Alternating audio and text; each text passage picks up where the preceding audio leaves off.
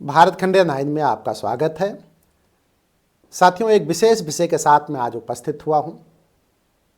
साथियों, यदि आपसे कहा जाए कि कोई एक वाद्य यंत्र से कोई ध्वनि निकल रही है, वाद्य यंत्र मान लीजिए नगाड़ा है कोई, और उस नगाड़े से एक ध्वनि निकल रही है, उस ध्वनि को कहा जाए कि आप पकड़ लें, तो क्या आप पकड़ पाएंगे?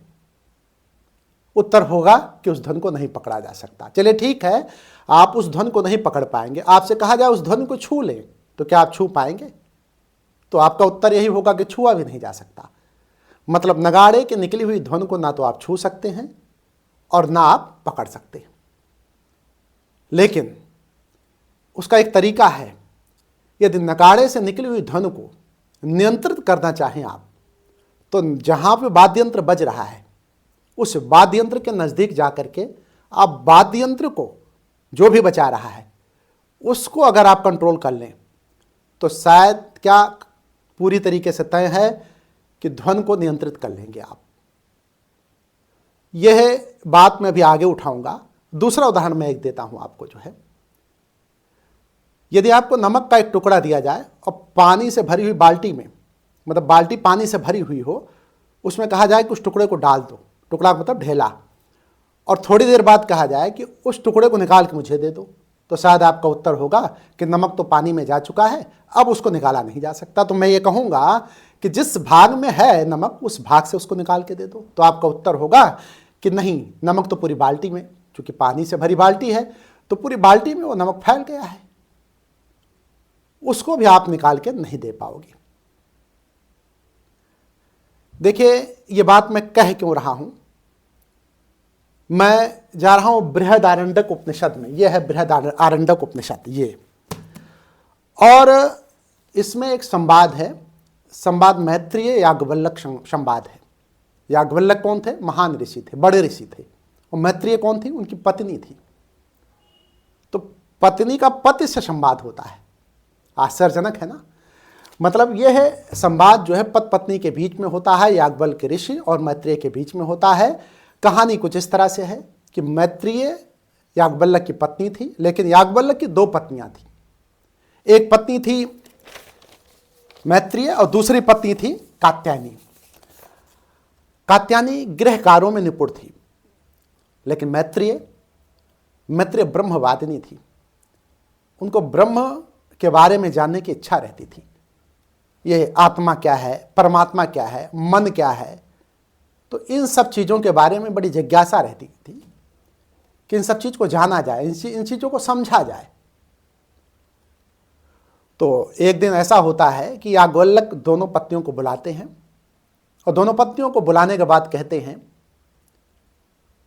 कि मैं संन्यास लेना चाहता हूं, तो वानप्रस्थ आश्रम की तरफ जाना चाहता हूं, और मेरी सोच ये है कि मैं जाने से पहले जो भी धन है, जो भी संपदा है, जो भी प्रॉपर्टी आज की भाषा में कहा जाए, तो उसको दोनों में आधा आधा बांट देना चाहता हूं, और उसके बाद मैं वानप्रस्थ आश्रम या संन्यास की तरफ जाना चाहता हूं। तो यहां सबसे बड़ी बात यह आई कि इसके लिए कात्यायनी तो तैयार हो जाती हैं, लेकिन मैत्रेय कहती हैं अपने पति से, मतलब ऋषि से, याज्ञवल्क्य से, कि क्या उस धन को, जो धन दे करके मुझे आप जाएंगे, उस धन से अमरता मुझे प्राप्त हो जाएगी? मतलब मैं अमृतत्व को प्राप्त हो जाऊंगी, मतलब मैं अमर हो जाऊंगी, मतलब अमरता का ज्ञान हो जाएगा? तो याज्ञवल्क्य कहते हैं मैत्रेय, उस धन से अमरता नहीं मिल सकती है, लेकिन उस धन के द्वारा सुख सुविधाएं प्राप्त की जा सकती हैं। मतलब धन के द्वारा सुख सुविधाओं को बढ़ाया जा सकता है और उन सुख सुविधाओं का अपने जीवन में उपयोग किया जा सकता है। धन से सिर्फ इतनी ही प्राप्ति हो सकती है। लेकिन यदि अमरता की बात आती है, अमृतत्व की बात आती है, तो उसके लिए आत्मज्ञान जरूरी है, और बगैर आत्मज्ञान की अमरता नहीं जानी जा सकती, नहीं पाई जा सकती। तो मैत्रेय कहती हैं कि वह धन जिसके बंटवारे की आप बात कर रहे हैं उसको कात्यायनी को दे दिया जाए, लेकिन मेरे लिए आप उपदेश करें कि अमरता कैसे पाई जा सकती है। तो ऋषि, स्वाभाविक था कि महान ऋषि थे, तो उन्होंने जो ज्ञान दिया उसी ज्ञान का वर्णन जो है इस बृहदारण्यक उपनिषद में आया हुआ है। यह उपनिषद जो है दूसरे अध्याय के चौथे ब्राह्मण में आया है। इस उपनिषद में दूसरे अध्याय के चौथे ब्राह्मण में आया हुआ है, मतलब मैत्रेय संवाद जो है, और चौथे अध्याय के 5वें ब्राह्मण में आया हुआ है। आप जब बृहदारण्यक उपनिषद खोलेंगे तो इन दोनों अध्यायों में आपको मिल जाएगा जो है। अब देखिए, थोड़ा सा मैं कहानी को आगे बढ़ा रहा हूं। यहां एक प्रश्न और उठता है। कहानी को आगे बढ़ाने से पहले मैं एक प्रश्न और कर रहा हूं, शायद आपके मन में भी इच्छा हो कि जो ऋषि 2 पत्नियां रखता है, मतलब एक कात्यायनी और एक मैत्री, वो ब्रह्म विद्या का ज्ञान कैसे देंगे, या फिर अमरता का ज्ञान कैसे देंगे, या फिर संन्यास कैसे लेंगे? तो ये प्रश्न आपके दिल दिमाग में या मन में आया होगा। तो उसी चीज को मैं बता रहा हूं कि सबसे पहले ऋषि याज्ञवल्क्य जो है वो प्रेम की बात करते हैं कि प्रेम क्या है, उस पर प्रेम का उपदेश देते हैं। तो प्रेम के उपदेश में वो मैत्रेय से कहते हैं कि मैत्रेय, हे मैत्रेय, जो प्रेम है ना, जब कोई व्यक्ति दूसरे व्यक्ति से प्रेम करता है तो वास्तव में वो दूसरे व्यक्ति से प्रेम नहीं कर रहा होता, वो स्वयं से प्रेम कर रहा होता है। कोई प्राणी जब अपने से प्रेम करता है तभी वो दूसरे से प्रेम करता है। कोई भी प्राणी जब अपने से प्रेम नहीं करेगा तो दूसरे से भी प्रेम नहीं कर पाएगा। और ये जो प्रेम है ना, आपके हृदय में होता है। हृदय को ही वृकोदर कहा गया है। दरअसल प्रेम जो है उस व्यक्ति में, जैसे कोई बच्चा है, उस बच्चे से अगर आप प्रेम कर रहे हैं तो उस बच्चे से जब प्रेम आप कर रहे हैं तो प्रेम जो है जब आपके बच्चे से होगा तो जो आपका भाव लगाव होगा उस बच्चे में है, और जब भाव लगाव उस बच्चे में है तो वास्तव में उस बच्चे में भाव लगाव नहीं, आपके हृदय में भाव लगाव होता है। बच्चे में जाकर के वो मूर्त रूप लेता है। तो कभी भी कोई भी प्रेम जब उत्पन्न होता है किसी के प्रति, चाहे वो पति पत्नी के प्रति करे, चाहे पिता पुत्र के प्रति करे, चाहे पुत्र माता के प्रति करे, चाहे माता जो है पुत्र के प्रति करे, तो उसका प्रेम स्वयं का प्रेम होता है। स्वयं के प्रेम का मतलब उस आत्मा का प्रेम होता है। वो आत्मा सर्वज्ञ है, मतलब सर्वव्यापकता की यहां बात की गई है कि एक ही आत्मा सब कहीं। किसी भी जीव में जो आत्मा दिखाई पड़ती है वो एक ही है, वो 2 3 4 14 नहीं है।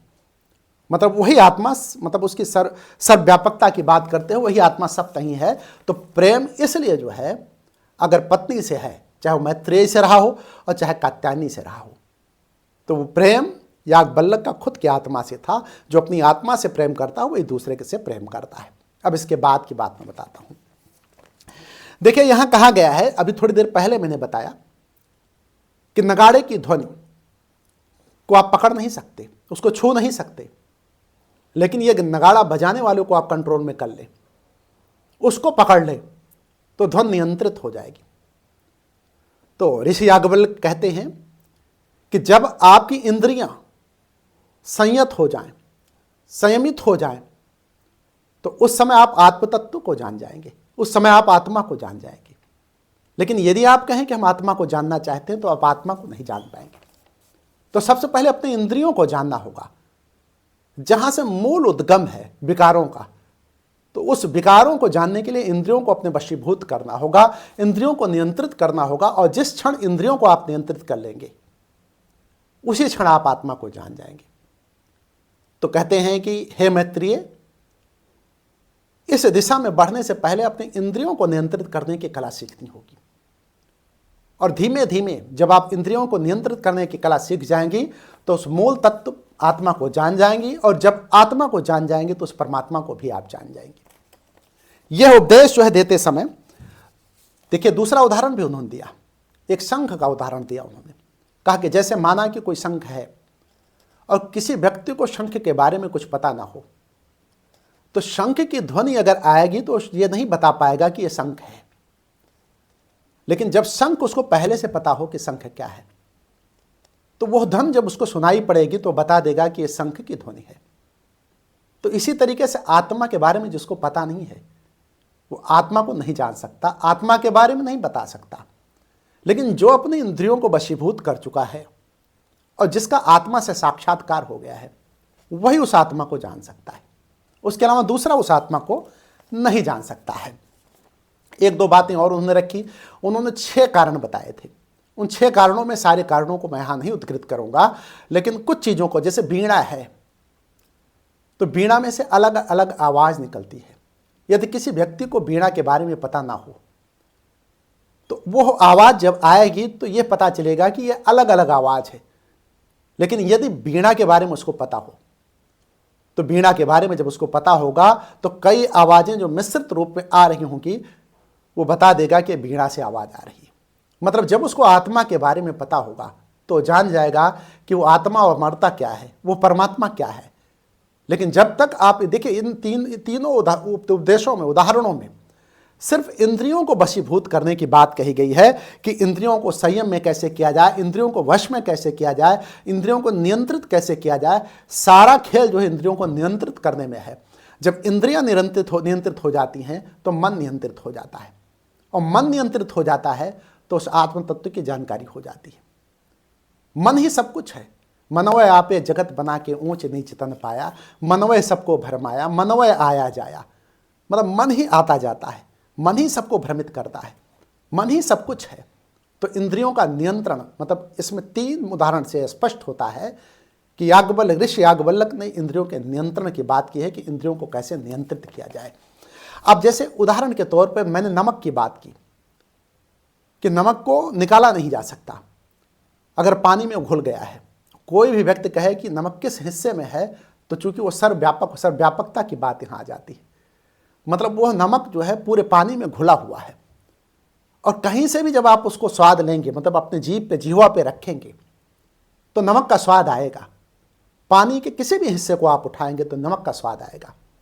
ठीक इसी तरीके से पंचभूतों में आत्मा रमी हुई है, उसकी सर्वव्यापकता है। पंचभूत कौन से? आकाश, वायु, अग्नि, जल, पृथ्वी, ये 5 तत्व, मतलब यही पंचभूत हैं। और इन्हीं पंचभूतों से हमारे शरीर का निर्माण हुआ है। तो ये जो आत्मा है ना, हमारे शरीरों में भी इसी तरीके से रमी हुई है, मतलब सर्वव्यापकता है उसकी। जो आप देखते हैं सारा दृश्य, जो भी दिखाई पड़ता है, सब कहीं आत्मा रमी हुई है, मतलब आत्मा की मौजूदगी है, आत्मा की सर्वव्यापकता है। यह याज्ञवल्क्य जी कहते हैं। याज्ञवल्क्य जी ये कहते हैं कि वह आत्मा सब कहीं होते हुए भी वो निर्गुण है। यदि आपका शरीर है, आपका शरीर मृत्यु को प्राप्त हो जाए, मतलब शरीर समाप्त हो जाए, तब भी वो आत्मा शेष रह जाती है। लेकिन जब वो शेष रह जाती है तो गुणवान, मतलब गुणों में नहीं रहती, वो निर्गुण होती है, उसका कोई गुण नहीं होता। ये कहा गया है कि जब केवल आत्मा बचती है, केवल आत्मा बचती है, तो उसका बिल्कुल कोई नाम नहीं रह जाता। जैसे अभी आप हैं तो आत्मा के साथ जब आप हैं तो आपका नाम है, लेकिन जब सिर्फ आत्मा बचेगी तो उसका नाम भी नहीं रह जाएगा, उसका गुण भी नहीं रह जाएगा। वो गुणातीत है, गुणों से ऊपर है, तीनों गुण उसको बांध नहीं पाते। तो इस वजह से आत्मा का कोई नाम नहीं रह जाता, लेकिन आत्मा की मौजूदगी रहती है, आत्मा रहती है। तो यहां पे 2 बातें आती हैं। ऋषि याज्ञवल्क्य कहते हैं मैत्रेयी से, कहे मैत्रेयी, चूंकि यहां प्रश्न थोड़ा जटिल हो गया, कठिन हो गया, तो उस पर मैत्रेयी पूछती हैं कि बातें तो सब समझ में आई, लेकिन यह बात समझ में नहीं आ रही है। ये देखिए यहां पे है कि किस प्रकार आत्मा का कोई नाम नहीं रह जाता। ये प्रश्न यहां पूछती हैं, और कोई गुण नहीं रह जाता, कृपया इसको और स्पष्ट करें।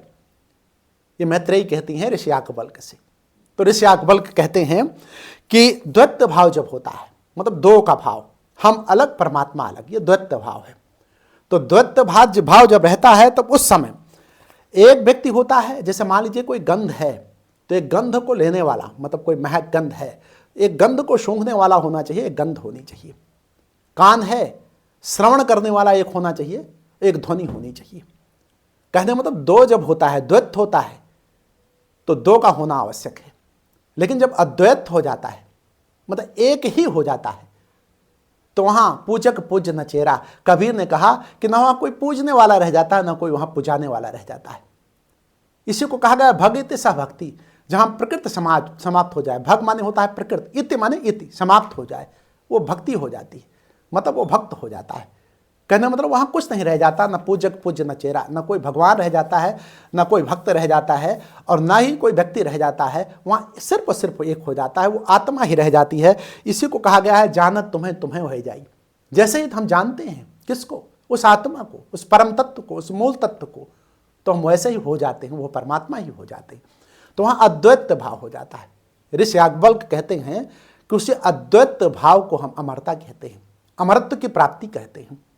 तो हे मैत्रेयी, यदि अमरता को प्राप्त होना है, अमृतत्व को जानना है, तो आत्म तत्व को जानना होगा। और जब आत्म तत्व को जान जाओगी तो फिर उसके बाद फिर अमरता को जानना, आत्मा को जानना, अमरता को जानना सब एक ही बात है।